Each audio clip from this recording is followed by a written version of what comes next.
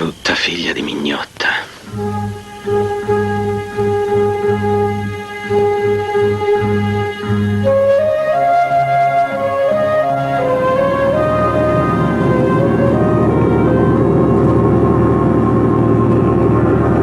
Everything is ready, my darling. Do not be afraid. Soon we'll be together again.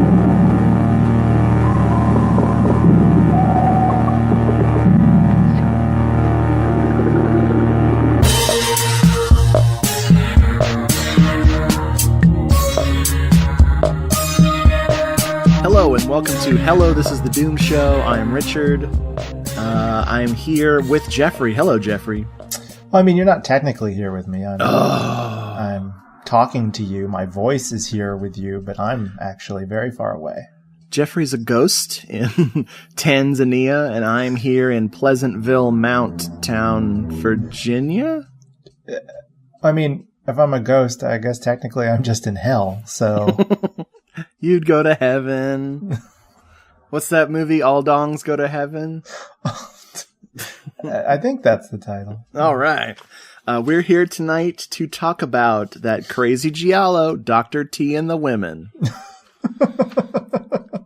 No. You know, it is very easy for me to imagine. Wait, is Richard Gere in that movie? Yes, he is. Okay, well, it's very easy for me to imagine him in like a fedora with a, in a big black coat holding a straight razor. He'd be a good Giallo villain, I think. Yes.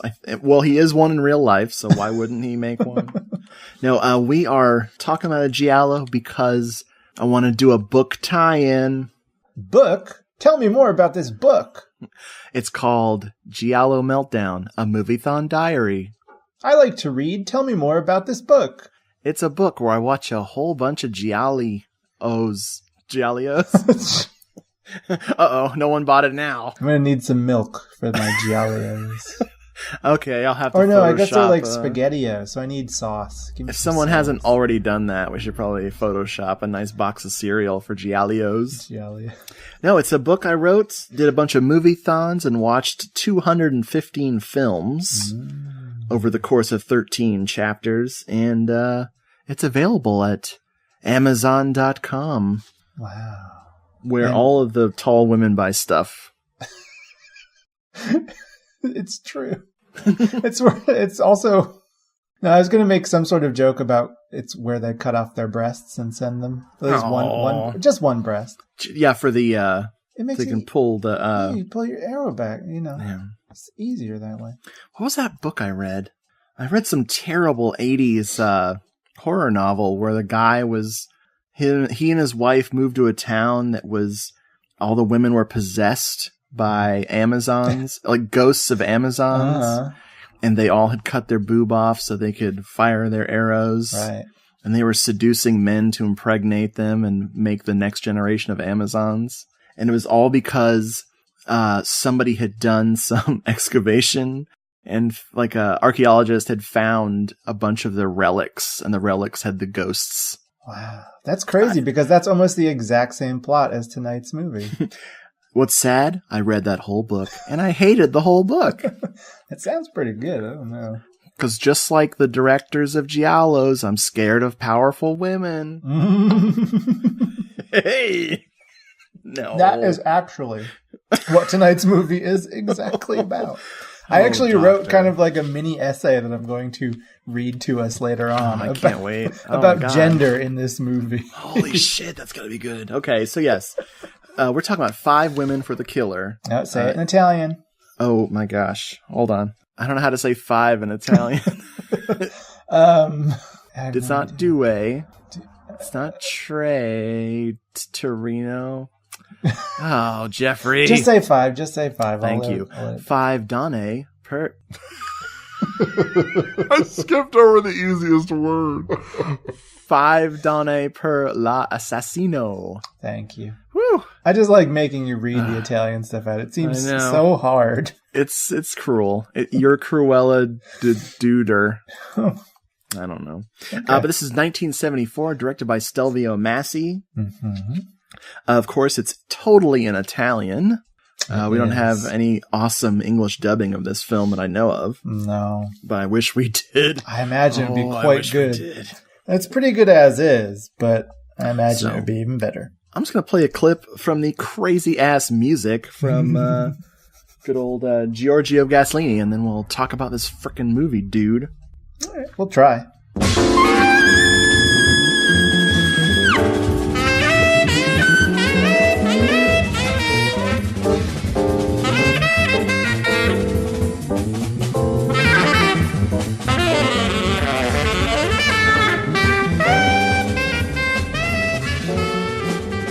Okay, 5 women for the killer. It starts with some soothing music and that old Giallo staple, airport footage. It's a very romantic, whimsical opening credits song. I think what we're actually seeing here is the first meeting and love affair of a plane and a ladder.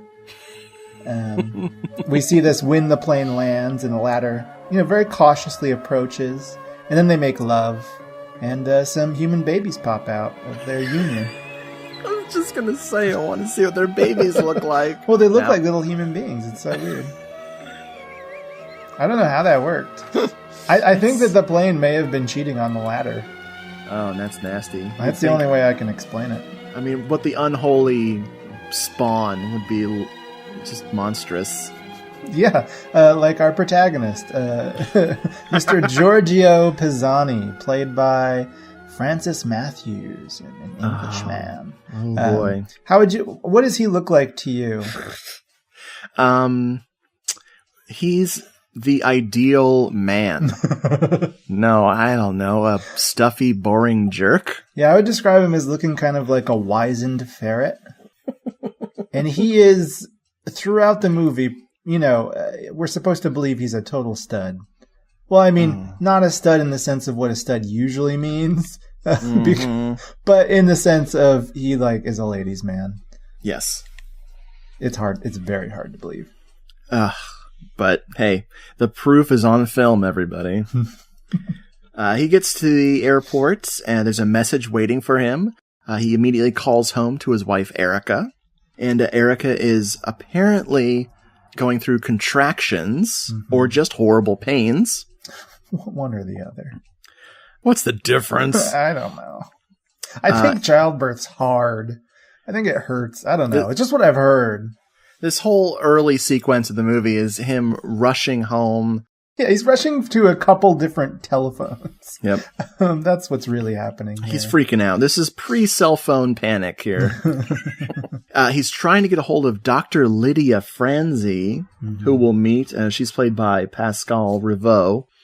And can't get a hold of her. She's his wife's physician. Well, their doctor, apparently. We'll find out why in a moment. Instead, he gets in contact with this nurse who has 2 big scenes in the film. I have no idea who she is in the credits. Who cares? No, but it's no really idea. sad. I feel bad for her because in this her first of 2 scenes, she's upstaged by a lamp, a desk lamp that is entirely covering her face except for her eyes. Nice. This, I guess, whoever our cinematographer was thought this was a really artistic shot. But it really just ruined this girl's career. Oh, he was She could totally have been right.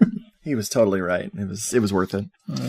He asks, where Aunt Martha is. We'll get some. Aunt Martha is one of my 2 favorite characters in this movie. She just shows up at various points, or doesn't show up in cases like this, and she just looks so glum and fed up with the world and this movie. Well, when you have a name like Maria Kumani Quasimodo, you tend to be a little down in the dumps. Wow. There's two people in this cast named Quasimodo. I know. I hope they're related. They must be. I mean, they're related to the Quasimodo clan. Yeah, there's only one Quasimodo clan, and we know where they come from. He grabs frickin' Giorgio grabs a local doctor, some random doctor, and goes home with him. He sees that Lydia's car is there, so he kind of chills. Hey, the doctor's here, all right. Goes inside, we hear a baby crying. The look of joy on his face is immediately taken away when we see Lydia at the top of the stairs looking like someone has died. Because someone has died. I think somebody might have died. Especially because we know this, especially because the saxophones on the score start wailing in grief. I swear, I said the same thing. The trumpeter of death starts his solo. So yes, his wife Erica is dead. And we waste no time. We cut straight to the funeral. Yep, where all of the suspects for all of the crimes that are about to be committed show up in the movie. You know, there are lots of suspicious-looking people here, and they are all giving each other some very pregnant glances. Oh, hey, good choice of words. I know, that was pretty good, right? Let's see. There's Afro Guy. I used my brain to think about that one. Oh, I hope you use it twice more tonight. I don't know. Maybe. Afro Guy is there. Who is? Do you know his name? I have no idea what his name is. He's Erica's. Oh yeah, spoilers up and down the yin yang. We're gonna spoil this movie.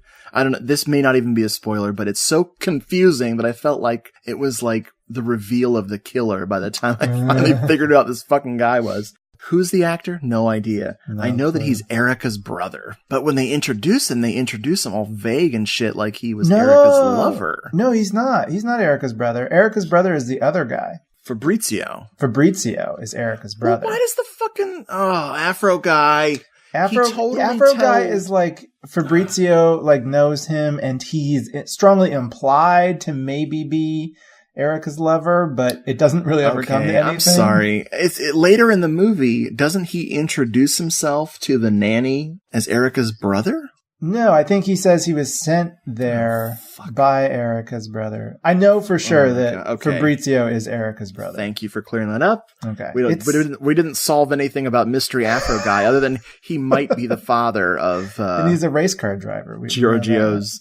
They never say his name, Jeffrey. I know they don't. Fuck. There are a lot of different rabbit holes we can fall into with this movie, but they're all very unimportant. Just like the cops, we're going to go back and forth a lot. Okay, speaking of Fabrizio, he's dressed as a 1920s gangster. Yes. He is Lydia's husband, Dr. Lydia Franzi. He is played by Alessandro Quasimodo. Amazing. Obviously the son of Maria Cumani Quasimodo. They're walking around at the funeral talking to one another, you know, just offering condolences and stuff. At one point they walk past some old ladies who are complaining that men don't wear black to funerals anymore. And you can hear on the soundtrack under his breath, Giorgio retorts that it's still before Labor Day. So, you know, stop complaining. Wow, I didn't even know that was a rule. Oh, I've heard as much. Interesting. And then as they're preparing to drive away from the funeral back home, Fabrizio makes this really terrible joke about not letting Giorgio drive because he doesn't want to end up dead like his sister Erica. Oh, jeez. Like the implication being that Giorgio is so distraught he's just going to murder them all. Oh my god. I mean, I think it's a little too soon to make that joke. Or perhaps it's never late enough. I don't know. While they're walking too, the priest is there making a big deal about how Giorgio and Erica weren't Christian. But he doesn't mind doing her service, blah, blah, blah. I have no idea. Yeah. And Fabrizio doesn't resist the opportunity to be an asshole there, too, as Lydia points out to him. She's like, why do you have to be such an asshole all the time? Yeah, it's kind of his thing. Oh, he's good at it. He is good. He's like got a master's degree in that shit. Yeah.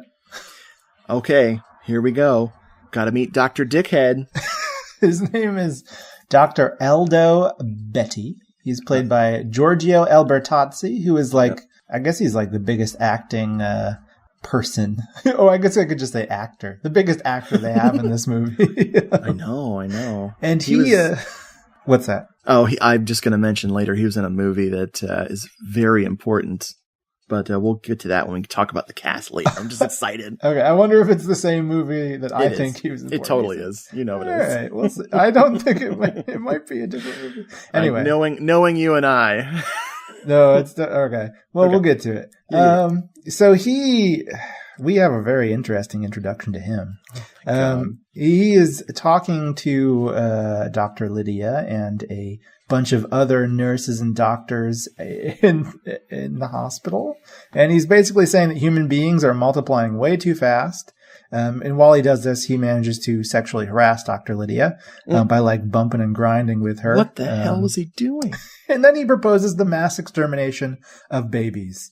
A la Herod the Great in the Massacre of the Innocents from the Bible. He's like, that's a great idea. So naturally, we discover he is the head of the maternity ward and a very great pediatrician. And all of this bullshit is happening right in front of Giorgio, whose wife just died, and whose child, we'll call him little Giorgio. This little kid is in the ward because he's prematurely born. Yeah, he's in a little like incubator for chicks. Yeah, it's the Cabbage Patch Kids preemie edition. They're one of a kind. They're Cabbage Patch Preemies. You can give them all of your love. Cabbage Patch Kids Preemies, each sold separately with pretend birth certificate and adoption papers from Coleco. When he is introduced to Giorgio, this father who is now relying on his medical expertise, he apologizes for, quote, being absurd. And then he promises to do the impossible and then abruptly just pieces out of the scene. Like, he doesn't explain to us what the impossible is. He's just, he did throw a bunch of cash in the air and said, there, I made it rain.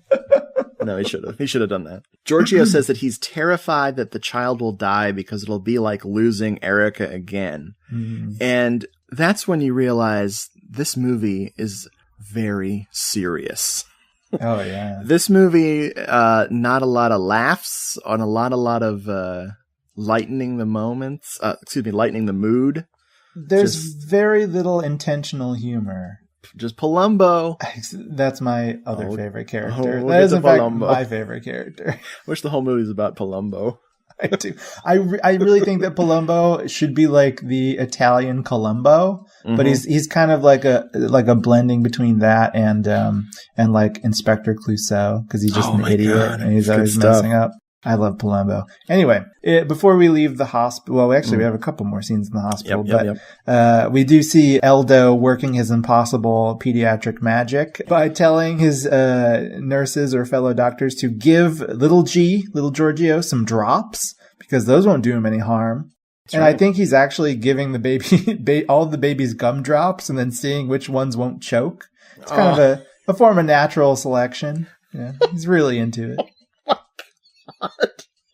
That's a good idea. Did he still do that? Only in Italy. This movie's a long time ago. Giorgio's hanging out in Lydia's office. And he's kind of pacing, and they're playing what I like to call diarrhea jazz. I wrote that the music score is drunk.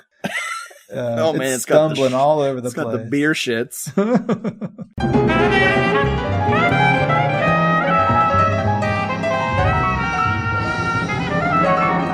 So he sees a file on her desk with his name written really huge with a circle around it. Yep. It's almost like, somebody wants him to find it. Oh my God, it's so obvious. He opens it up, and this frickin' amazing file says that he's both sterile and impotent. Impotent? It's hard to say that word when you're scared of it. Does it say he's impotent? I swear it's in the subtitles. Oh, I don't think I saw it in my copy. We might have different copies of it. Oh, well. But he's definitely sterile. He's definitely sterile. And we find out that Lydia actually concealed this knowledge from him. And this got confusing to me. I'm going to say what I interpreted. Go for it. This movie at various points just has a lot of information about characters we don't really know very well and things we don't really understand. No. So I think in this case, Lydia covered it up in conjunction with Erica, maybe because she knew that Erica's father would object to Erica marrying Giorgio if he couldn't produce any children. Because I guess Erica's father is really hoping for a world's best grandpappy mug sometime in his future. I don't know. Is that what you got from this scene, or am I making things up? Because I might be. What I got from it was that she assumed that Erica had an affair. Mm-hmm. Yours makes way more sense than mine. I just patched over with a big dumb Band-Aid on my broken brain. Okay. But still, I may just like have your made theory. I think I may at some points just be putting things into the movie to try to make it have more sense. Go ahead. So that's what this show's all about. I may have just rewritten the film. I don't know. Come on, anyway. we covered freaking delirium. We can do anything. True. I feel invincible. I'm a hyena. You're trapped, shithead. That's what I remember from that movie. Okay, so we have more discussion between Lydia and Giorgio, and then there's this really creepy close-up of this huge mole on Lydia's hand, and she should really get that checked out by a doctor or like herself. It could be malignant. And then before he leaves the hospital, Giorgio has a sad little encounter with his little Giorgio in the incubator. And we get this really sad close-up of the baby's butt and his gigantic baby testicles just flopping in the camera. He's just glaring at that baby thinking, I wasn't that big at that age. What do you think what he's actually jealous of is the testicles? Like, yes, those testicles will one day work better than mine. Oh, burn. Nice. So Lydia questions the nurse about who left the file out, and it just reminded me of getting in trouble at work. Like who left this file out? Like, it's a totally unnecessary scene. It does nothing. Loved it. Glad we got to see it. Well, it makes sense later on when when we know who the killer is. Oh my god, it makes sense because everything's been put into motion. This movie, despite all of its like loose ends and red herrings, like the main plot and the main sort of story arc for the killer it's rather consistent, which is surprising. So we can return to it later on. I was just confused at everything I saw. Well, I understand. Back at the cemetery, Afro guy is asking Aunt Martha about the baby. Mm-hmm. I didn't get much out of that other than, who the fuck is Afro guy? Yep. I think that's all you're supposed to get out of it. And the fact that he's asking after the baby makes us again think. Oh, didn't he used to be their gardener and they fired him? Wasn't that one of the things he said? Oh god, I have no idea. Oh my god. This is a dark black Afro hole. Okay, that didn't sound very good. I didn't mean it to sound quite that bad. Sorry, everybody. It took me a second. My bad. I definitely didn't prepare to say that in my notes. That was not Okay. Moving on. We see that Giorgio is haunted by the memories of his wife, Oh, Erica. yes, he is. There's this weird... I'm watching it right now, seeing it play out on the screen. There's this weird, almost like Scooby-Doo type chase scene of them in this like Italian building. I don't even know what you'd call it. Where Villa like or something. Yeah, it just like it does some jump cuts where she like magically appears in the window. She's waving, and then he's chasing her around to give her a big old hug. They're very happy. That's what we're supposed to understand from this scene. Then he rips her mask off, and it's old man Crotchety Jones. Old man Crotchety Jones. Or is it Crotchety Old Man Jones? Or is it Jones, crotchety? We'll find out at the reunion. Then we cut to Giorgio in in the present day, and he is so pissed off. It is so awesome. Like, he punches her photo. Well, it's her actor's headshot that they've framed. I love that. I love when movies do that. I bet you that after they yell cut, that Erica's ghost kind of like slinks in to scoop up the photo so she can bring it along to her next audition. Shit. Those things aren't cheap. You only got so many. Oh my goodness. at the Italian Kinko's. One night, or I don't know if this is the same night, same day, next year, who cares? Yeah, Giorgio, editing is pretty weird in this movie. We get a lot of moments where time is dilated. And this is one of those moments. Did you just say dilated? Yes. That's awesome. You put words into this that are related to the overall theme of the movie. So Giorgio is on his way to the clinic, presumably to beat the shit out of somebody. I don't know. Yeah, check out his baby. Oh yeah, that too. The baby. He witnesses a chick named Tiffany. Tiffany. Let's see. She's played by Ilona Staller. Oh yeah, I have trouble saying her name. It looks like Stalker. Yeah. She is in one of my favorite movies of all time. We'll talk about her later. I'm excited. Yeah. And they meet when she gets hit by a hit and run driver. Yep. In the filmmaking business, this is also known as a beep beep cute. Oh my god, I knew you were going to say some variation on the meet cute. I had to. Oh my goodness. We should do an audio commentary on this podcast.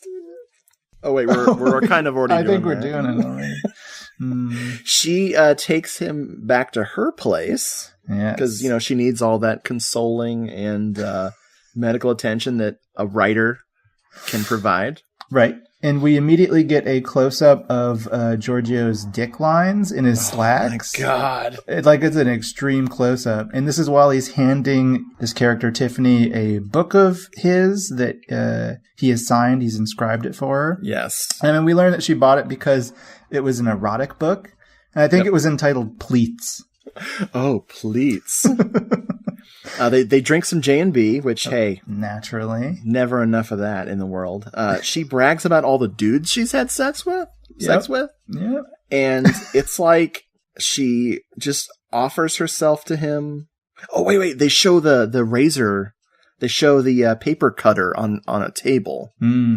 It's a very nasty looking box cutter, paper cutter dealy. Right. That might come into play later. Maybe.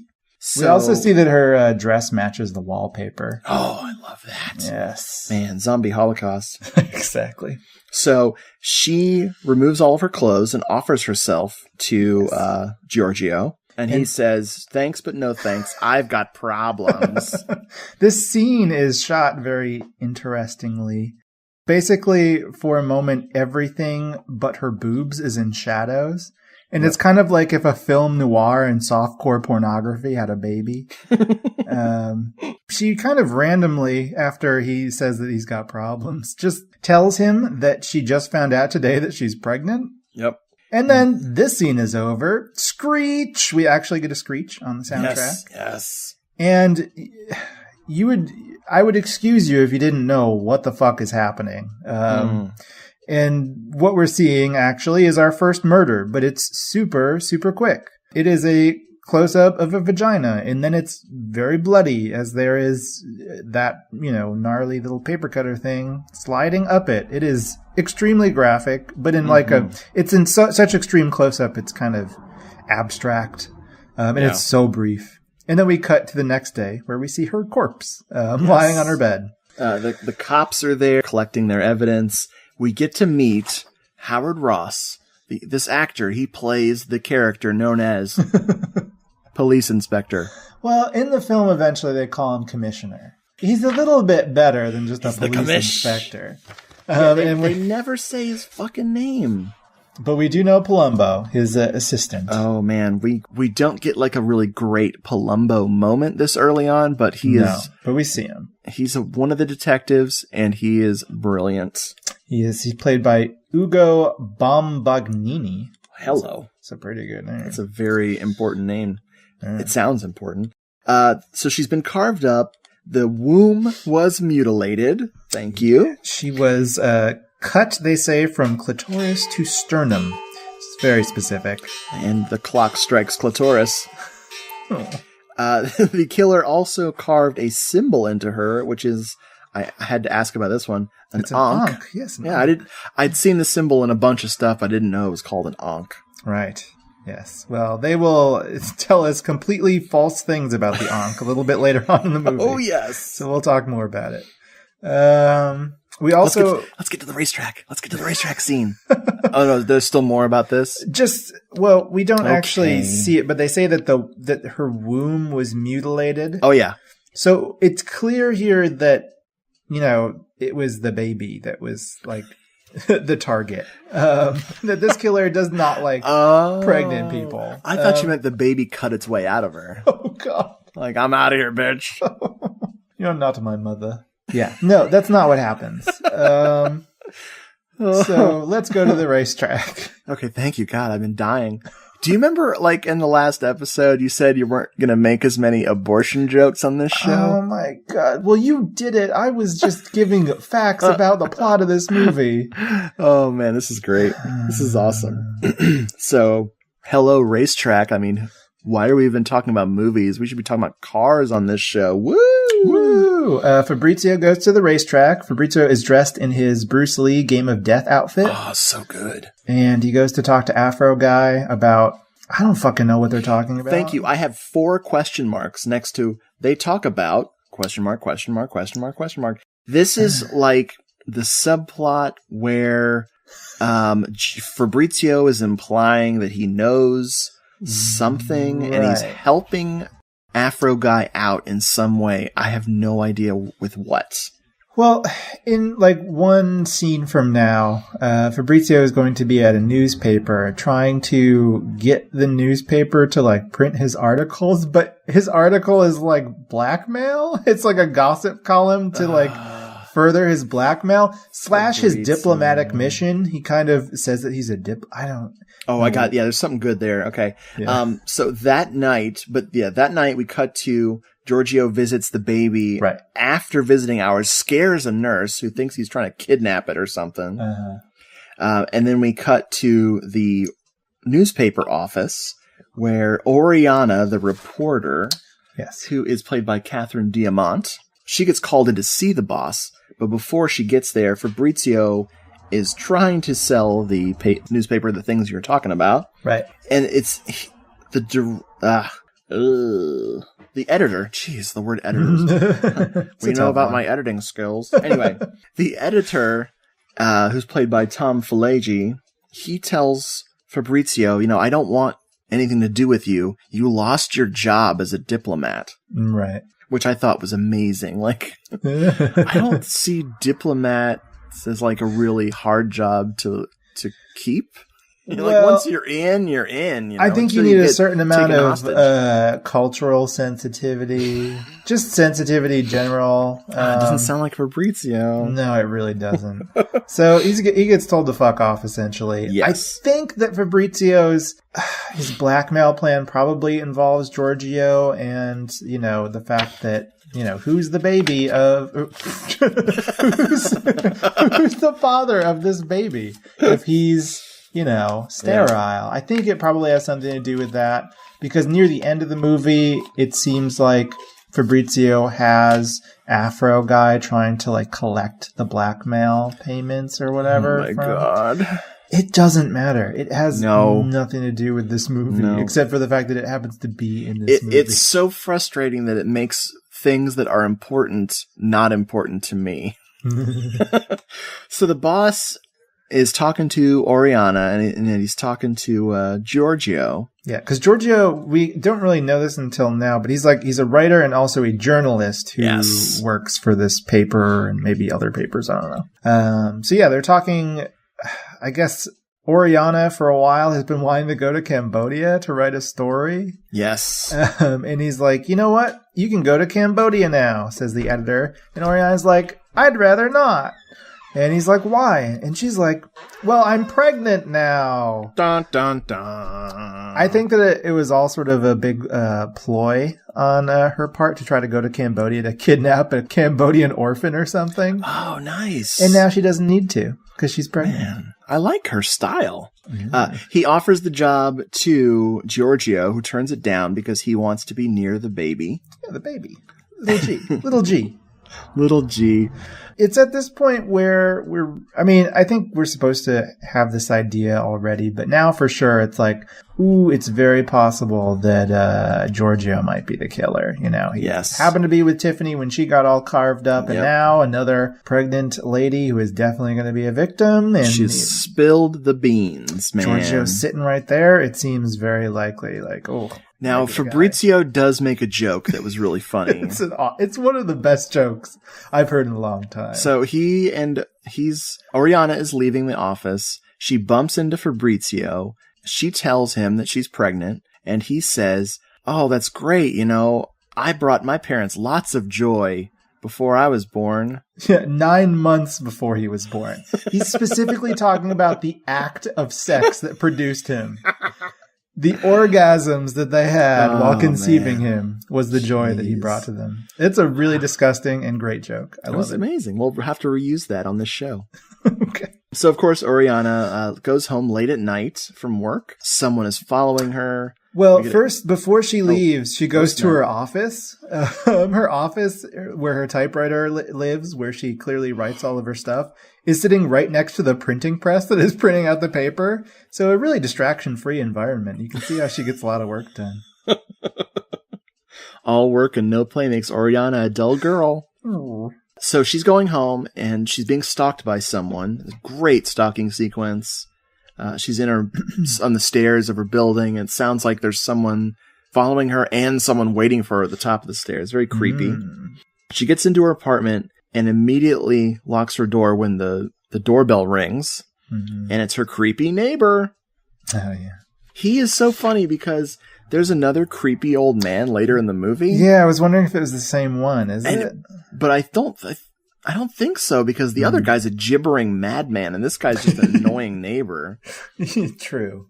Well, a lot of time may have passed in between those scenes. We don't know. I think this whole movie might take place over like a decade. I mean, little G stays the same size because he's a preemie. He's a preemie, yeah. Okay. Oh my god. But the killer makes quick work of good old Oriana. Extremely quick. Our murder scenes, as graphic as they are super, super quick. It looks, you could potentially mistake this murder scene for somebody like cutting open a Thanksgiving Day tofurkey. It looks a lot like that. A lot of cranberry sauce in there. You know what's interesting though? Like, just the sheer amount of character development and just all these real neat little details we learned about Oriana before she was killed. Like, I really cared. Yeah. Oh.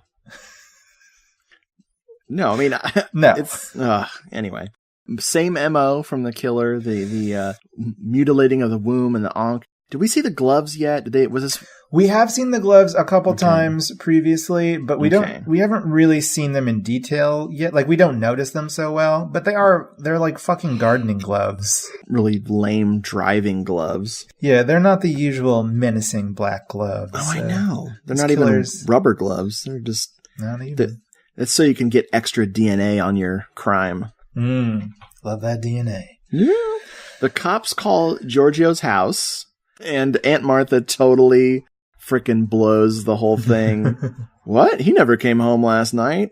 Does he tell her? Does he, like, get on her case about not lying for him or something? Giorgio? Maybe I imagine that scene. I don't know. I didn't take note of it. I was focusing mostly on what the detectives were doing at the crime scene. What are they doing? Like their ridiculous stuff about the ankh and what it means. They say that it represents fertility and comes from an Oriental religion. Oh. Neither of those things are true.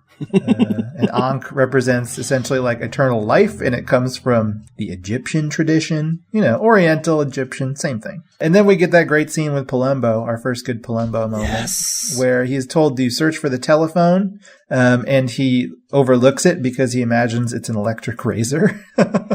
It's a really, I think they call it a modem. It's a very advanced phone. Very futuristic.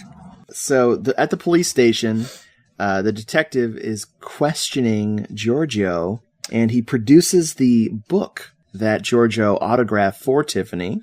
Right. And Giorgio is just lying his ass off about everything, which again is supposed to make us very suspicious of him. Like, why is he lying about all this stuff that the police are definitely calling him on? Right out of the gate. Right.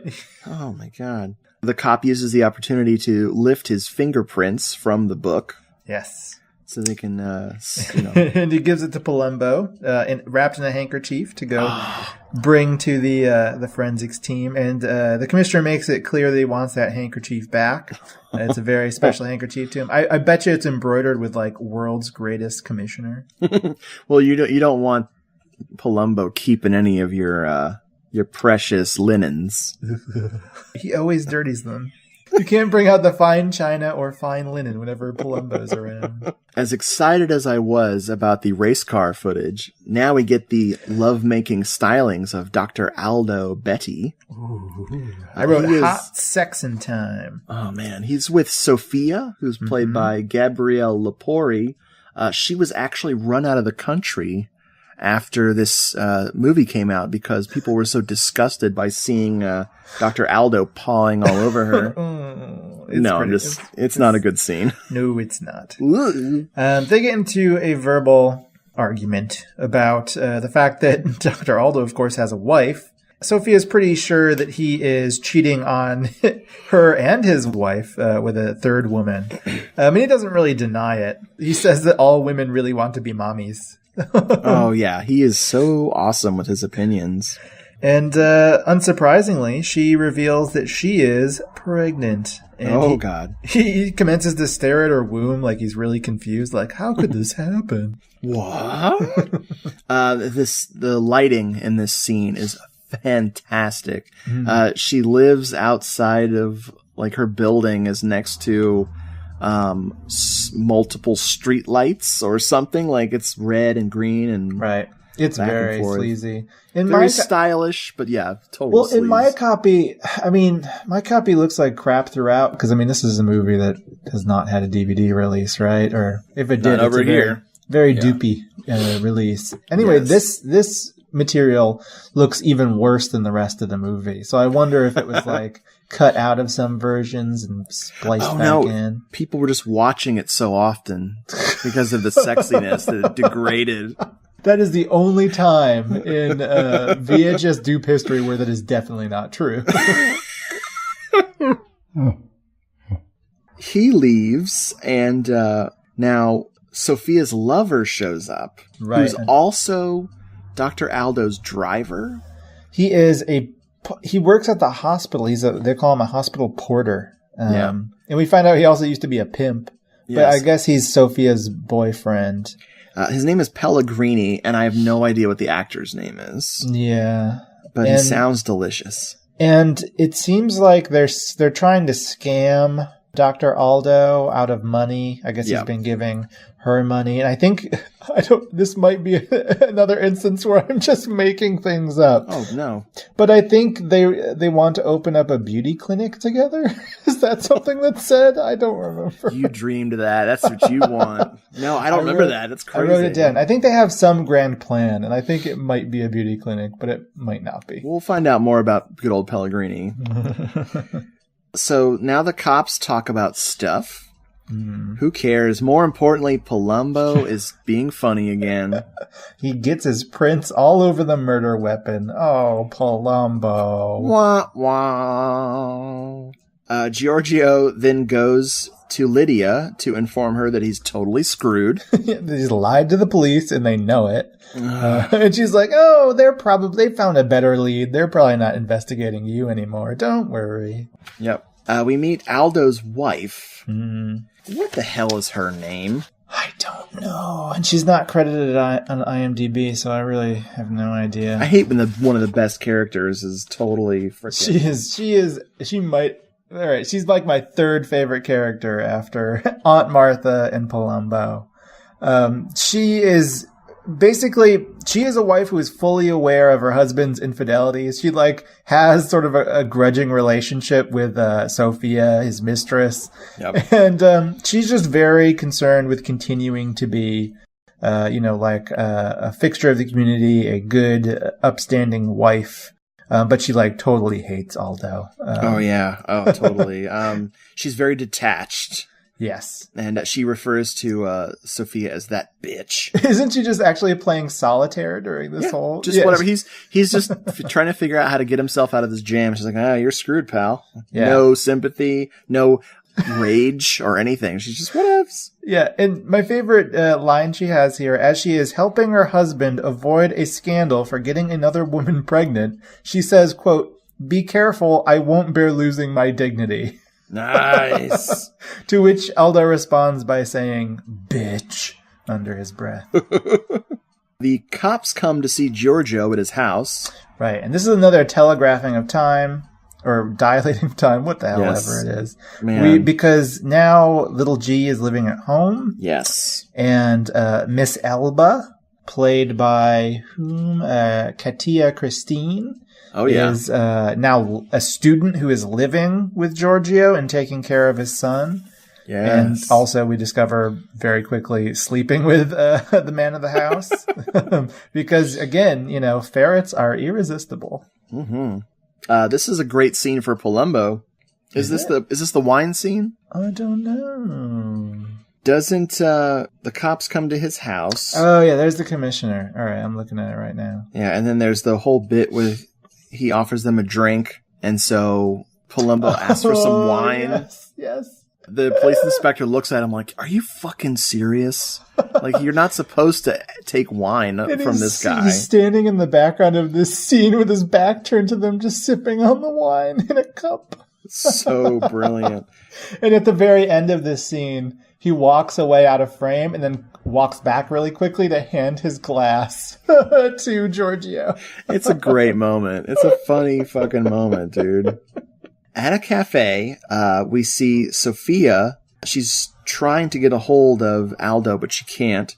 But most importantly, she's putting out her cigarette in a J&B ashtray. Yes, and we get a nice big close-up of it. Nice. When she calls the house, she gets Aldo's wife, who tells her to go jump off a cliff. Oh yeah, this is a great moment. She's getting in her car to leave, and we get like a stinger as Giorgio just happens to be in a shop right in front of her car, and he peeks out like, "Hello." We had a scene of him. He was watching her the entire time she was on the phone. We get one shot. He's standing behind like a house plant that's inside this building, right in front of the window. But he's not like hiding behind it really. He's just kind of like, he's clearly visible. He looks a little bit like, I don't know. Have you ever seen Tim Heidecker's character Spaghetti? Who like hides behind a plant and jumps out? That's exactly what he looks like here. And the stinger is him. He was in front of the plant before, but then we cut back to the plant and there's nothing there. He's gone.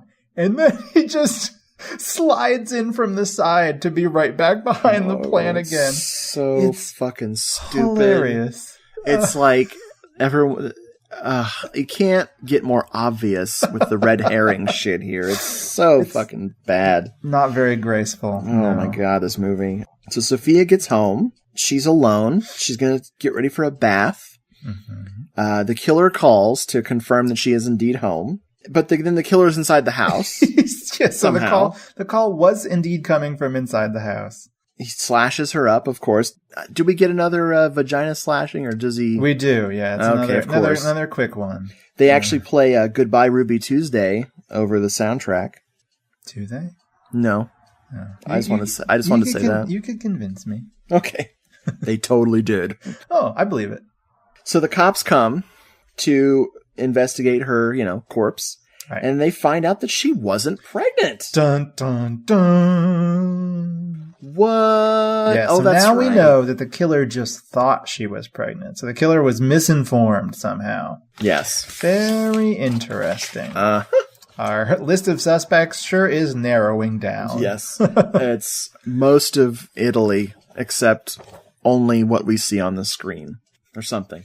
The cops pay Aldo a visit to ask him some questions. Yep, and he, like everybody else in this film, lies like crazy to the police. Says nothing that's true, at least at first. He comes partially clean once they catch him in his obvious lies. Yes. But he's denying knowing anything about Sophia or having a relationship with her or anything like that. The reason they're questioning him is because when Sophia was I can't even believe I'm relating this part of the plot. This is so fucking boring. Mm-hmm. Sophia was using a broken phone, and the woman working at the cafe had to dial the number for her on their other phone. So they remembered his phone because he had a memorable phone number, and that's how they found Aldo. Yes. Ugh. Why did I write that down? At this point, the movie gets very plotty. It remains very plotty through the remainder of the runtime. We don't have to note all of it. I know. I wish I hadn't. The cops spot Pellegrini working as a porter, like you said, right, at the hospital, and they question him because, of course, he's ex-pimp, ex-con, whatever. Mm-hmm. So they question him to find out what he knows. Then they question Lydia And it turns out Lydia knew that Sophia was pregnant too. Oh, yes. So interesting. Now we know exactly 2 people that knew she was pregnant. Exactly. That's it. All right. Then the cops question Aldo's wife. And I don't have any idea why. But then there's the elevator joke. I don't remember the elevator joke. The inspector and Palumbo are standing in the elevator, and he has his button, and Palumbo's looking at his jacket like, what button? No, the elevator button. Oh, man. Hey. Palumbo is the unsung hero of this Now movie. the cops are questioning him, Aldo, about the freaking spare key to Sophia's place or whatever. I don't know. Yeah, because they, like us, noticed that the killer was obviously inside the apartment already, so he must have had a key to let him or herself in, so it's got to be somebody. But he did use the teleporter, which is always next to a telephone, because he, jumped inside that apartment so fast. They're both tellas, yeah. Oh. I actually wrote ugh, whatever during most of this scene. Fabrizio tells Giorgio that Aldo's wife was in a nut house. Yes. She was locked up for trying to rat poison her family, which failed, unfortunately, because she only used rat poison. She was 15 years old when she tried to kill her whole family, which is, hello, marriage material. This is my favorite, little detail that Why don't we know who she is? But again, it's like, oh, so here's another red herring. It could be Aldo's wife. Okay. Yeah. So while Fabrizio is, still being a dick, i.e. the whole movie, he actually says to Giorgio, the nanny, Alba, how hot she is. Then he looks at little Giorgio and says, hey, he doesn't look like Giorgio or Erica. He looks like no one. He doesn't look like anyone. And then we get a really close-up of the baby's face, and he has no face. Wow. Yep. The cops are grilling Pellegrini, and he reveals that Sophia was barren, so she couldn't have kids. Bum, bum, bum. Blah, blah, blah. At night, Blah, blah, blah. At night, Lydia is walking home. And she's accosted by an old weirdo who may or may not be the old weirdo from earlier, but this guy's really disturbing to look at on the screen. He's just really hungry. He tried to eat, her. He walked over from the set of an Italian zombie film. Oh, shit. They never feed those extras. They don't. So she calls Giorgio with a theory. I don't know what the theory was until he gets over there. Oh, yeah. Then he gets there, and then she just hears screaming. Yeah, the house is dark, and he runs in because he hears a scream. Right. And he turns on the light, and Lydia is nude and bloody on the floor. Yeah. And she says that the killer attacked her. Yes. And she stands up, runs over, gives him a big hug and a kiss while she's totally naked. Mm-hmm. Giorgio discovers the knife lying nearby. Yep. And Lydia claims that several times, actually, that after attacking her and then for some reason stopping attacking her, he jumped out the window, a window that is lined completely with undamaged flower pots. Did you notice that the first time you watched How this? could I have missed it? It is so It's fucking... glaringly obvious. It is so... It's a plot point, people. It is a straight up plot point. So it's at this point, at less than an hour, or I think maybe exactly an hour into the film, where if you don't have it figured out by now, come on, people. Well, everyone's lying, so why not her lie too? That's true. Then we get a shot. Time moves forward again. We get a shot of Lydia being jealous of the obvious budding romance between Giorgio and Alba. Yeah, she's gonna crash at his place. Mm-hmm. And while looking in on the baby, I think it's Aunt Martha, is like, oh, be quiet, the baby is asleep. And also Alba's asleep as well. Mm-hmm. And the way that Lydia glares at this woman is so fucking funny. She immediately knows that Giorgio's fucking this chick. It's great. And we know too, because we find out that, holy shit, Alba's pregnant too. Why not? Everybody's pregnant in this movie. Oh my god. So Giorgio is confused, and understandably so, because he's supposed to be freaking sterile, but now he's made a baby with Alba. Yes, but he chooses not really to explain why he's so astonished because, he doesn't explain that he's sterile. And so she just sort of keeps on talking and rambling on and think, like that, oh, you must think I'm a whore and that it's somebody else's baby. She goes fucking crazy. Yeah. Calm down, lady. But she ends very, resignedly with like, oh, I'm just going to go get an abortion. I just wanted to talk to you about that. He's like, no, why don't we talk about this later? Yeah. My God, I can't wait to hear what you have to say about the women in this movie. I've got some things. Oh my God. So he leaves and dun dun dun. He's got those driving gloves we've seen. Then Aldo goes for a drive and dun dun dun. He has the same gloves. Mm-hmm. And it's at this moment that I turned off the movie and vomited everywhere. Just kidding. I kept watching. I think you're really sick. You probably have a stomach virus. I'm choking on a stupid ass glove. God, it's terrible. You shouldn't try to eat them. Just throw it in a trash can. Oh my God. Between the lies and the gloves, I'm just lost. Well, so now we got stupid shit. I just want to move past really quickly because Fabrizio sends Afro Guy to Giorgio's house to pick up an envelope. He meets with Elba, who doesn't know what the fuck he's talking about. Neither do we. So in this case, Elba is the audience surrogate because we're all very confused. At the same time, Giorgio has a flashback epiphany when he sees some little shit kids, like monsters, jumping through a window and knocking over a bunch of stuff. Yep. And he's like, how could the killer have jumped out the window and not knocked those flower pots off the edge back at, what's her face's, Lydia's place. Yep, so he's putting it all together. Don't forget about Alba. Freshly pregnant Alba lighting up a cigar, I wish, lighting up a cigarette and drinking some J&B. Well, she is getting an abortion, so she's not very concerned. No, she's doing it herself. Oh. Ouch. Sorry. But we get another freaking fake out where there's a knock at the door. Elba goes to answer it, and it's fucking Afro Guy who came back to give the baby some flowers. No. What? He comes back with the inflatable pig. What the fuck? He brings a toy for the baby. It is an inflatable pig, which she proceeds to blow up and then play with the baby. It's a fucking inflatable pig. Holy shit, I thought it was flowers. How did I miss that? I'm not making that up. I'm sure. I'm rapidly scanning through the file to try to... It's super weird. Oh yeah, it's a fucking inflatable pig. So the killer shows up at the house with a hatchet. The killer's graduated from a box cutter to a hatchet and cuts the phone lines. Mm-hmm. And then, while Alba's in with the baby, it shuts the lights off. Mm-hmm. As freaking Giorgio, is rushing back to the house.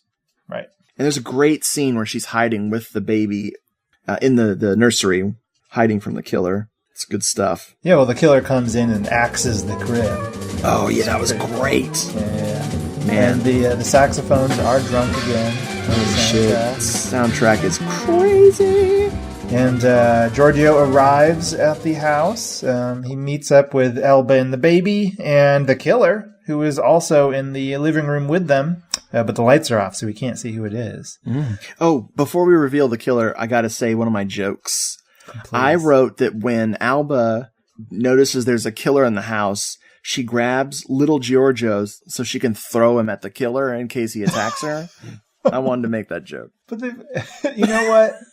I think you could just put that inflatable pig next to Giorgio, and the killer wouldn't know which one was which. You got a 50-50 chance that it's that pig getting chopped up rather than the baby. 50% of all human beings are inflatable pigs. just a fact. All right, lights get turned back on. Surprise! The killer is Lydia. It's Dr. Lydia Franzi, everybody. She's crazy! Yeah. I mean, this is one of the things I really like about this, is that she is fucking crazy. She gives a nice crazy performance here. She is bug-eyed for sure. Oh, yeah. There's a great moment where Giorgio, as the cops are about to walk in the door, he just calmly takes the hatchet out of her hand. Like, he talks to her sternly. Right. And she's just like, oh, sorry. And he takes it. It's so good. We find out that she actually killed Giorgio's wife Erica in that opening scene after Erica gave birth, because she, in fact, has always loved Giorgio, and she's not alone. She did all this because not Giorgio. Giorgio actually is perfectly sterile, or no, not sterile. Opposite of sterile. His sperms do good. She is in fact infertile. She cannot have babies. Oh man. And so she's super jealous of anybody who can, and she in fact says, "I have to kill everyone who can, not just some people, but literally everybody who can have a baby is going to die." By her. I think Aunt Martha may have been pregnant too, so she was next. Do you think Aunt Martha and Palumbo hooked up? Oh yes, multiple times. Oh my God! Do you think that they made the pig baby? No, they had Afro Guy. Sorry, that pig baby was good. My brain couldn't even process that. Thank you. But my favorite crazy moment from Lydia in this scene is when she says that she hasn't gotten caught because she used this. And she's pointing to her head as she says that. Oh my God. And then she explains that she means her brain. Which was good, helpful for me because I thought she meant her fedora. Yeah. Because she is actually throughout this scene dressed in a fedora and like a man's black coat. Oh man, it's so good. Yes. So yeah, Giorgio just calmly takes the axe away from her. Mm-hmm. The police arrive, they arrest her, they bring her away, and that's pretty much it for Lydia. But we're not done yet. We gotta have a second killer. So the detective and everybody sits down with Dr. Aldo and Giorgio and everybody else in this fucking movie. And with some J&B on hand, they find out that Aldo, mainly because of his horrible lying skills, was actually the only person who didn't know that Sophia couldn't have a baby. Yeah. So he must have been the killer, and then his wife stomps in and sells his ass out. But she's wearing an awesome yellow dress. Oh, it's badass. And she has given them the bloody gloves, the gardening gloves that he used while killing Sophia. She says that he was so confident that he just left them in the garage for her to find. And then we get the final words of the film, spoken by our esteemed pediatrician, Professor, they actually call him Professor, Aldo Betti. Quote, "You filthy whore," to which it immediately cuts to credits. The last words of the movie, "You filthy whore." Richard, my first question to you, would you call this a feminist film? Yeah. Fuck no. Fuck no. Holy shit, I feel guilty just being a man right now. Oh my lord. What do you have to say about this film? You teased with your promise of words. I did. Well, I wanted to talk about this film with regards to gender and how it functions within the film. This was something I'd been thinking about recently because of a really nice little video essay included on the Arrow video release of Blood and Black Lace. It was written by a guy named Michael McKenzie, and it's called Gender and Giallo. And he spends a lot of time looking at some various much bigger, more well-known films within the Giallo genre, and about how at least half of them, the ones with male protagonists generally, are all about like the increasing anxieties of men in a world in which women are starting to rise to power and out from, traditional, strictly domestic roles. Nice. And we see this, I think, big time in 5 Women for the Killer.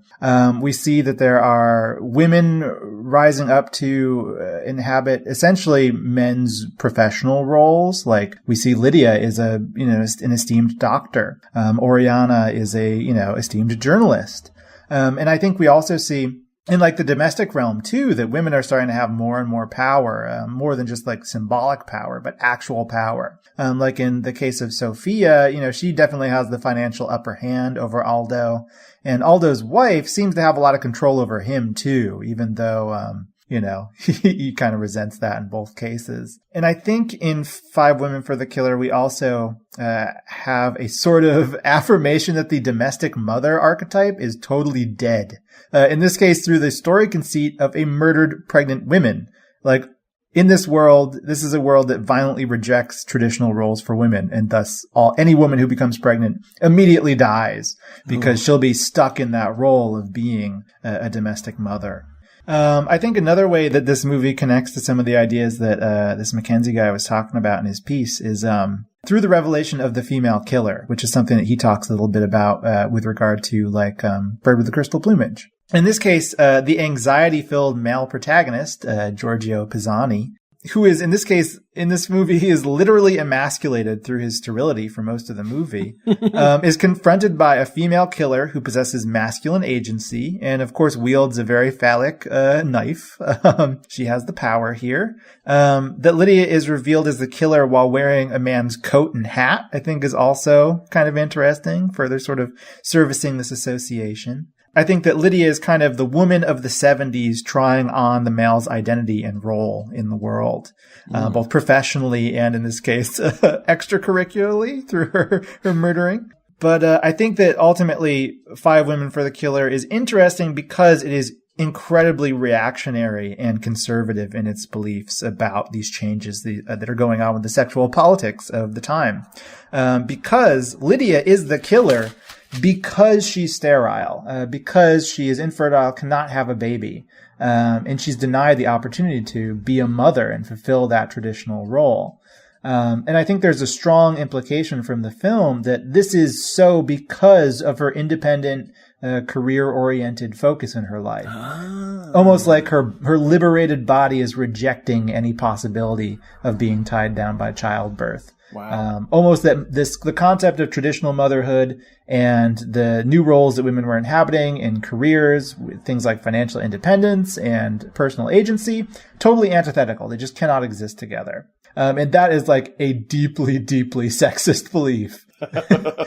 And I think we see at the end that the film is really interested in just restoring order of a time before, women got all uppity and wanted rights and responsibilities and jobs. Because we see this, Lydia literally passes the hatchet of male power back to Giorgio in that one scene. And in that same scene, we also find out that, his sperm they're potent. They're good. So his sperm are restored as well. Yay. Hooray. So that's pretty much all I had. My musings about this film and gender. But it was interesting to look at under that lens for sure. I'll tell you what I don't know how to do is look at a film critically. No, that was really good. I really enjoyed that a lot. I'm so glad I didn't say that, yes, this is a feminist film. Because then you would have been like, Richard, can you edit that out? You don't want people to hear that. It's so offensive on multiple levels. It is. I mean, I didn't talk about it, but there are we see interesting female characters in this movie, but they are sort of punished for that. Oh, absolutely. Except for possibly Professor Aldo's wife. She ultimately is the victor in this movie by totally one-upping him. And, he very ineffectually calls her a filthy whore. Like, she has won in this battle. So, but what do you make of her being crazy, though? Like, obviously she isn't insane that we can tell, but she has that backstory. Like, she rat poisoned her family. Exactly. I mean, what can you make of that? If we knew more about it, maybe we could make something of it. As it is, I don't know. She's an interesting figure. Do you think that the people who wrote this, and we're going to talk about some of their films that they wrote, because there's a trio of writers that was behind this movie. Do you think they were like, yeah, let's do this. Let's put women in their place. Or do you think they were just like, man, what a great movie we wrote? Right. I mean, I think this is something that what Michael Mackenzie is arguing in his piece is that 98% of this is totally unintentional. That it's really just a reflection of the actual anxieties that people were feeling at this point in time. Wow. And that, you know, people are still feeling like a lot of these problems haven't really gone away. People are several still decades terrified since. of women. Exactly. I mean, I think you know, these films are written almost entirely by men. Very few Gialli are written by women. And so, you know, these male anxieties just come out into the work. You know, they fit in with the formula well, but it just happens totally unintentionally because of their own issues. It's some deep Freudian shit, man. Hell yeah. Well, what do you think about the film on the other level that we discuss these sort of films on? Is this a good movie, Richard? I am very conflicted about this. You know, I haven't looked at what I wrote about it because I reviewed this movie for the book. Yeah, I read your thing in the book. I do not remember at all what I wrote about it. You go through a lot of plot stuff just trying to keep up with it. And then you're like, this movie's pretty sleazy. That's your only real evaluation of it, which I have to agree with. I'm conflicted because halfway through this, I wanted to bail. And I was like, why did Jeffrey pick this? Why are we doing this? You picked it. I didn't pick it. No, you picked it. No way. You said it would be good. You said it would be good for us. And I've never seen it. I am serious. You picked it. Serious. But I've never seen it. This is my first time seeing it. That's why I thought it was weird you picked it. No, you told me it was good. It would be good for us. So I said, yeah, let's do it. Let's look back to our conversation. I was talking about a different Giallo because at the time that this went on our list, I had no fucking clue why we were going to do it because I couldn't remember it at all. I don't remember what I wrote in the book, obviously, as demonstrated by just now. And as I was watching it, I'm like, why the fuck would we pick this? Yeah. It's not that it's terrible, and it was fun to talk about, obviously. Very fun to talk about. But there's just, okay, what I like about it, it's a very typical Giallo. Very. All the shit is here. Yep. All it's missing are fashion models. True.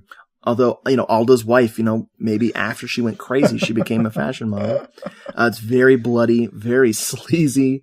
Yeah. The score is really out there. I really like the score. However, the big dump in the middle that this movie takes with the police procedural stuff is, oh man, it's bad. It's the cops go here, the cops go there, the cops come here. Giorgio's going to the cops to do this, and then it's like, oh, it's terrible. It just takes me out of the movie. Like you're saying, analyzing it is very funny because this movie takes itself so fucking seriously. Yeah. Other than Palumbo, the comic relief, this is serious shit, dude. And the only mystery is who picked this. I'm positive it's you. Folks, we're going to be going through our emails when this shit's over to figure out what happened. I swear I didn't pick this movie. I swear I didn't pick this. I got a pretty good memory. I don't. Well, so what about you? How do you like this thing? It is incredibly predictable. I mean, again, I watched it for the first time yesterday and today, preparing for this episode. And the second we saw those perfectly fine flower pots, I knew exactly what happened. The film itself is only borderline competent. I mean, all the fucking red herrings drive me insane. And it's really bizarrely edited too. I mean, which we've noted throughout our conversation. And it's a lot of walk and talk. It's a lot of random, quick little scenes that have very little importance. I don't necessarily mark any of these as bad things. I like it all, pretty much. This is an enjoyable, easy Giallo to like, but it's also one that's very easy to tell why it's not talking about. Nobody talks about it very much in Giallo circles. It's typical and slightly underwhelming, but has enough of those weird little touches for me to enjoy it. So, yeah, I like it. I'm looking up our messages. I know it's you. Positive. Let's talk about this cast. Let's talk about it. La la la la la. Let's start with. You want to start with director? Oh yeah. Let's talk about the director first because he has done better than this. Stelvio Massi. He's mostly a cinematographer. Mm-hmm. That's what he's known for. He's done a couple cool things. I wrote down 3 things that I think are fun. Well, I know one of them. Case of the Bloody Iris. Yes. Holy shit, I love him. He did a crime film I like called Emergency Squad.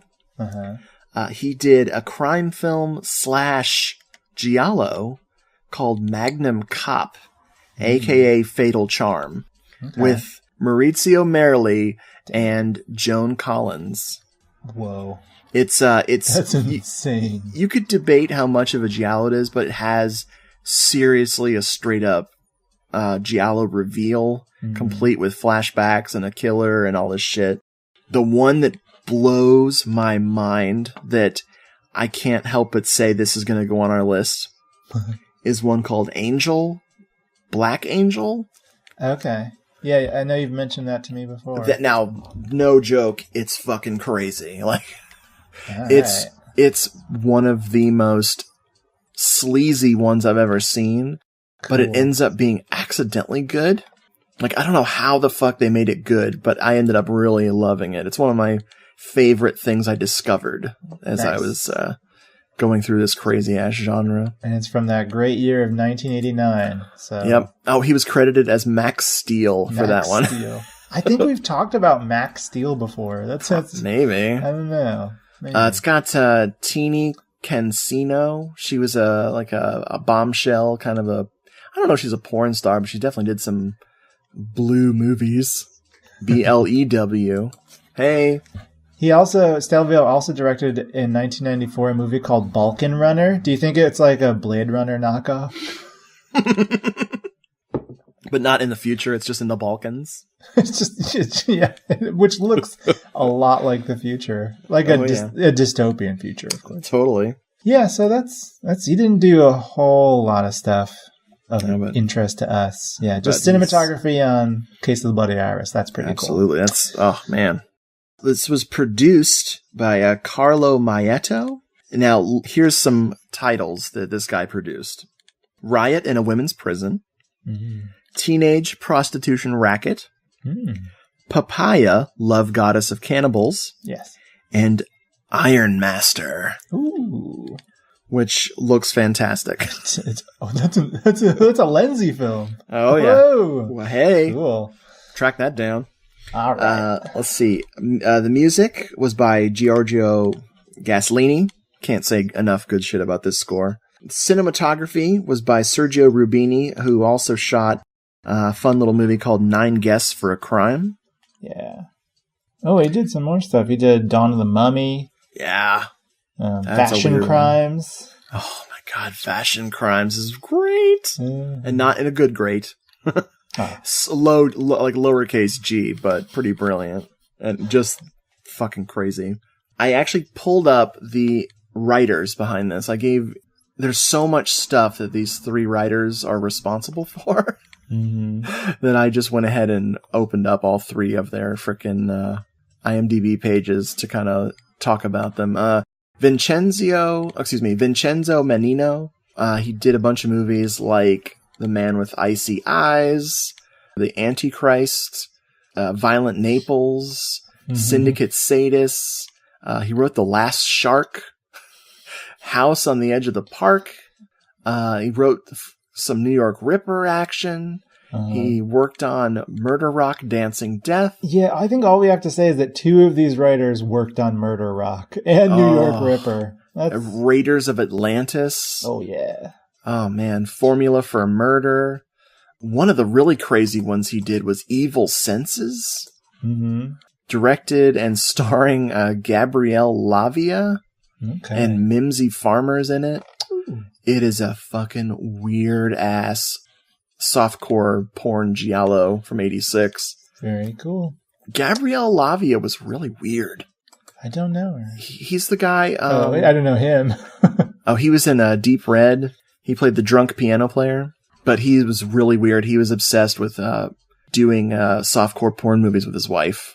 And they're really artsy and really embarrassing. Sounds great.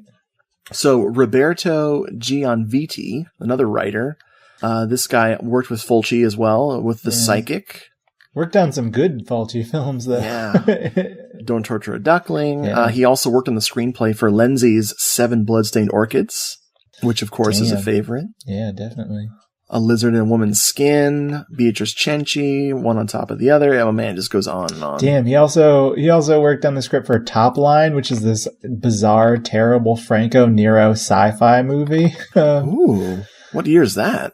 From '88. Oh God, Yeah, I have never heard of this. What? I'm reading the plot now. I know.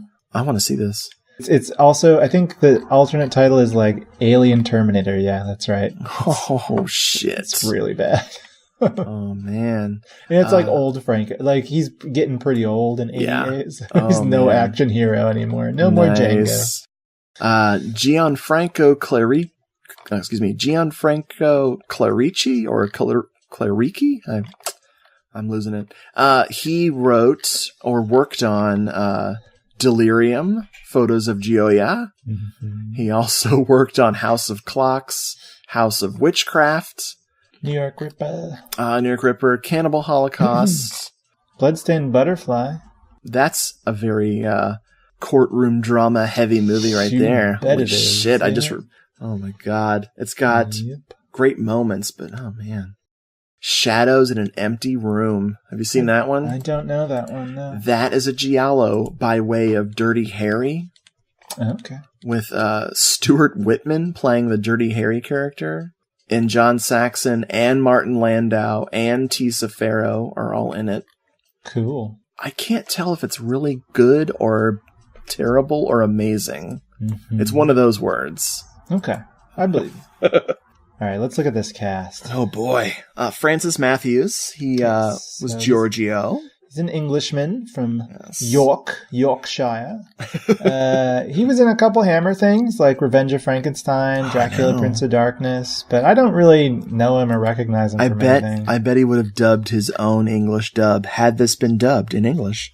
I bet you he would have. I think he probably would have been up to the job. The thing I'm curious about with Francis Matthews is he's in a series of mystery movies, like a mystery TV series from England Mm-hmm. called Paul Temple.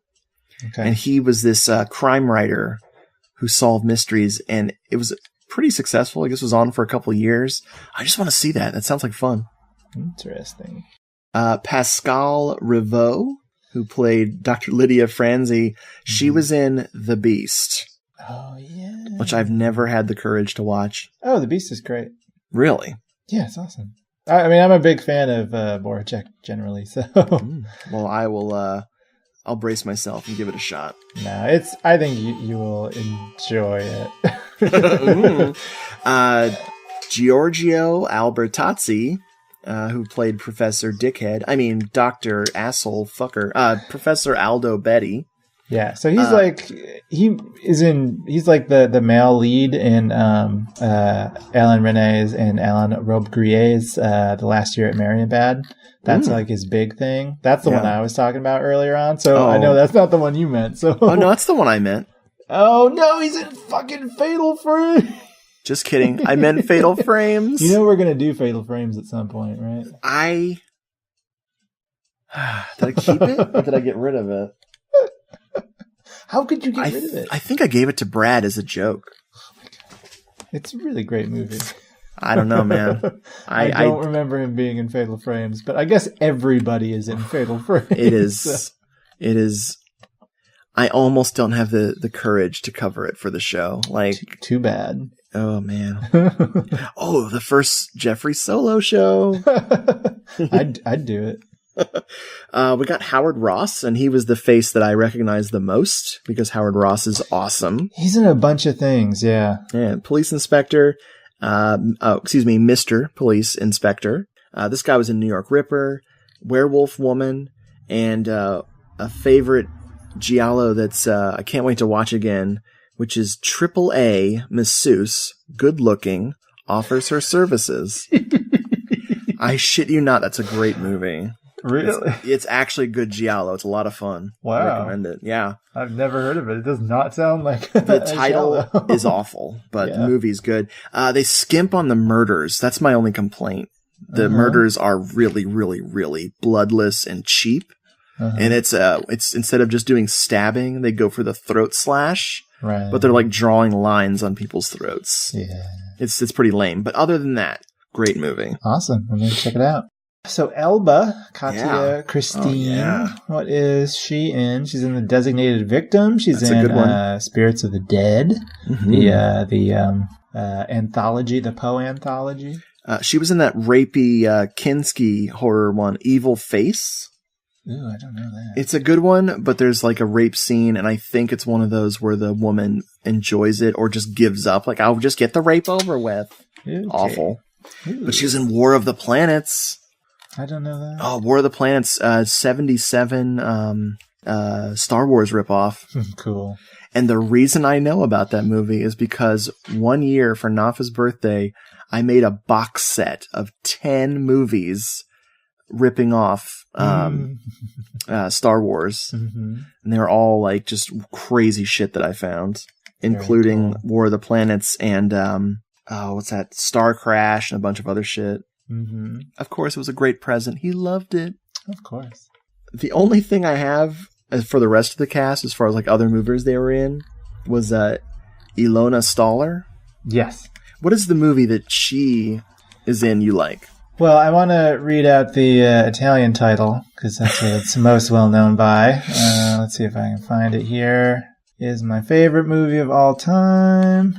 It is commonly known in English circles as The Face with Two Left Feet from 1979. It's also known as John Travolta da un insolito destino, The Lonely Destiny of John Travolta. Oh, man. Sometimes shortened to just Travolta. I need to watch that. It is the world's only John Travolta exploitation picture.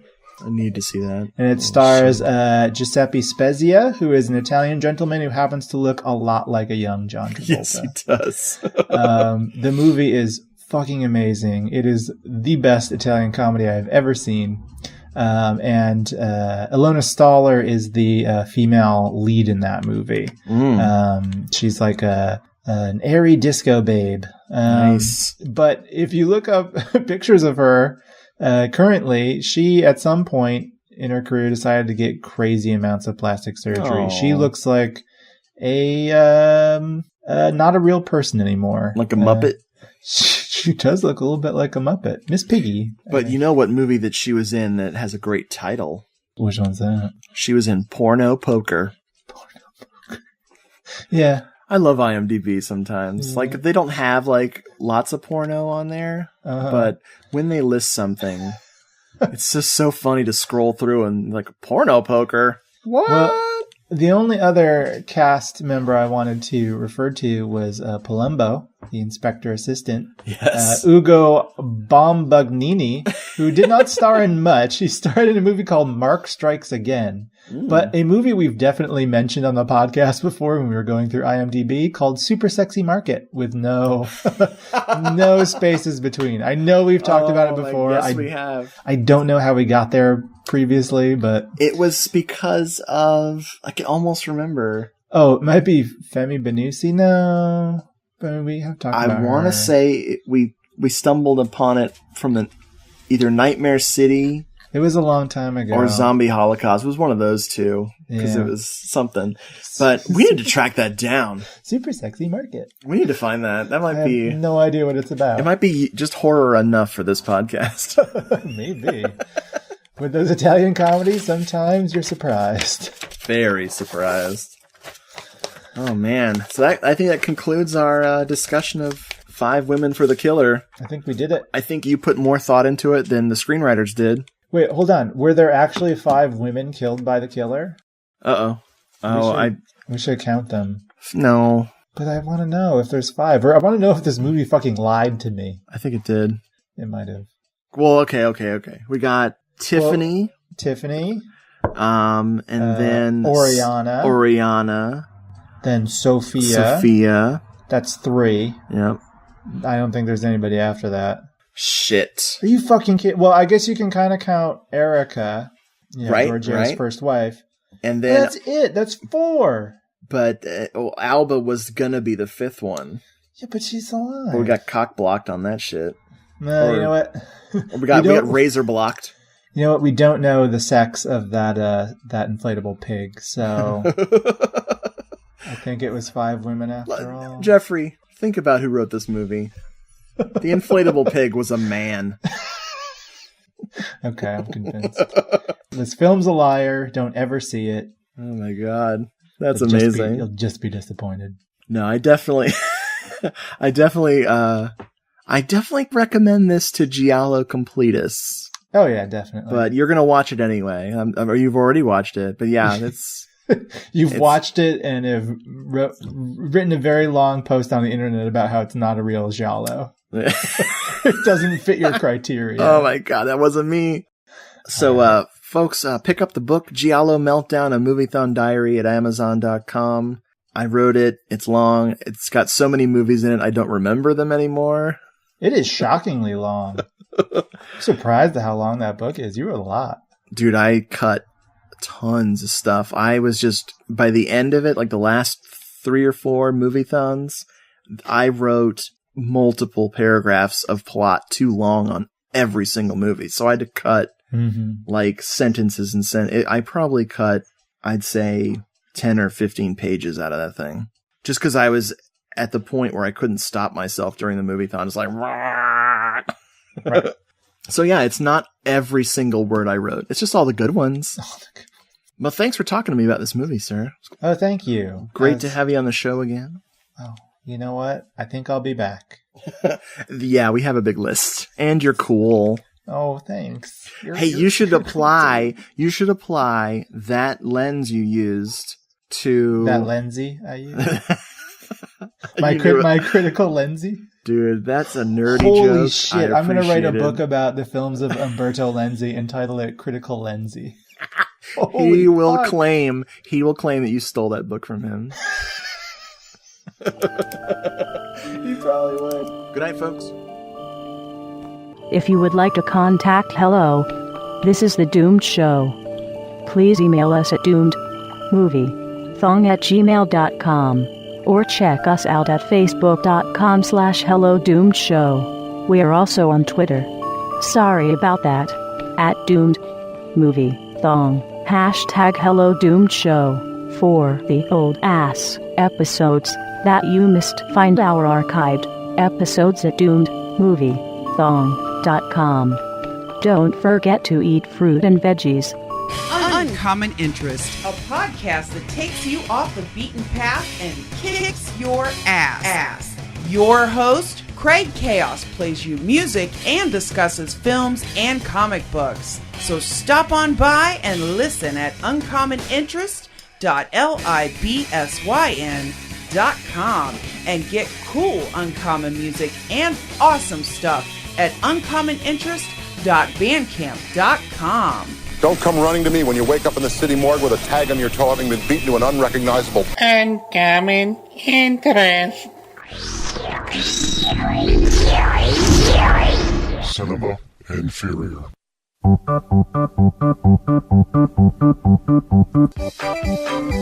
It's almost time, kids. The clock is ticking. Join Sparkle City Film The Sarge for Cinema Inferior. We only review the best horror and sci-fi movies. It puts the B in B-movie, that's for sure. As a result, we take the show seriously, and our approach is very sober. Yeah, I was thinking about playing Nine from Outer Space, man. I had to crack a Coors Light on that one. We appreciate our audience and respect your input. You know what? I'm sorry, but you're all wrong, and you should burn in hell. And in return, we bask in the adulation of our adoring fans. You know what? Fuck your podcast. So join us bi-weekly for the show. Hurry home. And don't forget the plot giveaway. The clock is ticking. It's almost time.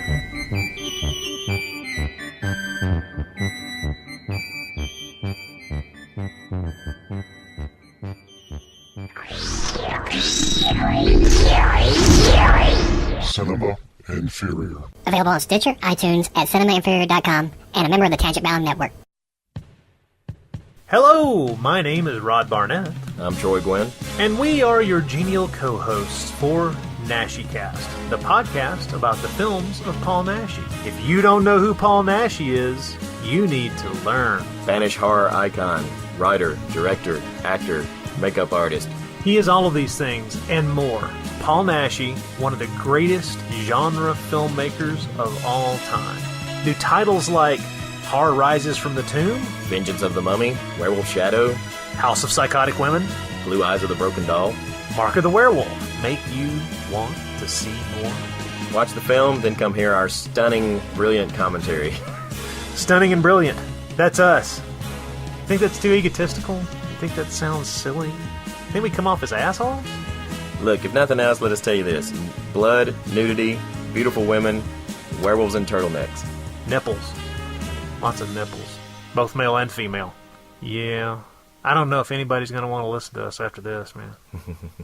Find us at The Bloody Pit of Rod, or you can subscribe to us on iTunes. Give us a listen. And if we scare you too much, well, maybe Spanish horror is not your thing. I don't know. No. No. No. No.